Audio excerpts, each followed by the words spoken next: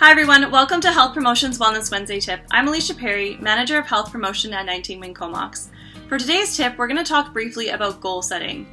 So we're about 3 months in from making adjustments to our life due to COVID-19, whether that's your work life, your home life, working remotely, working at work with new conditions. For some of us, we're still struggling with what that new reality looks like for us and how to navigate through it.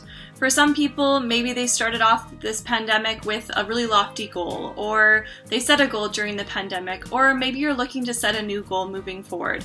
Now is a good time to look at our goals and evaluate if they are SMART goals. So many of us are experiencing new stressors due to COVID-19, and if you set out with a goal at the start of this pandemic, or you had one even before the pandemic started, don't feel guilty that you haven't achieved it. It's a great time to look at that goal, reflect back. Maybe you have to make some adjustments to it so it's a SMART goal. Sometimes when we set goals for ourselves, we can tend to go for these really lofty goals that aren't overly specific. Things like eat better, get in shape, read more books. The hard thing with these really lofty goals is that we can't really measure it. How do we know if we actually got there? Are they actually achievable and realistic? And how do we know how much further we have to go and if we've actually met this goal? So you may have heard of something called a SMART goal. It stands for specific, measurable, achievable or attainable, realistic or relevant, and time-bound or time-sensitive. So if you set a goal for yourself, reflect on if it's a SMART goal. It's also important to think about what is the actual goal that you're trying to accomplish. Why is this goal important to you? Is there anyone that will help you accomplish this goal? How exactly will you accomplish it? And is there a timeline of when you would like to accomplish this goal by?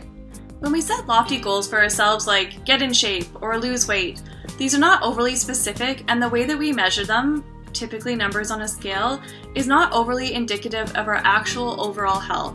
So I might try reframing this goal as an actual behavior change. So for this example, I may say, walk for 30 minutes 3 times a week for the next 2 months. So that's specific, it's measurable, it's achievable, it's realistic, and it's time sensitive. There's a timeline set to it. If you have a large goal, try reframing it into smaller bites, which may make it more achievable. And if you have small wins along the way, it may help you continue on to that larger goal. If you're struggling to set a goal, start small. Maybe you focus on one activity to do for the next month.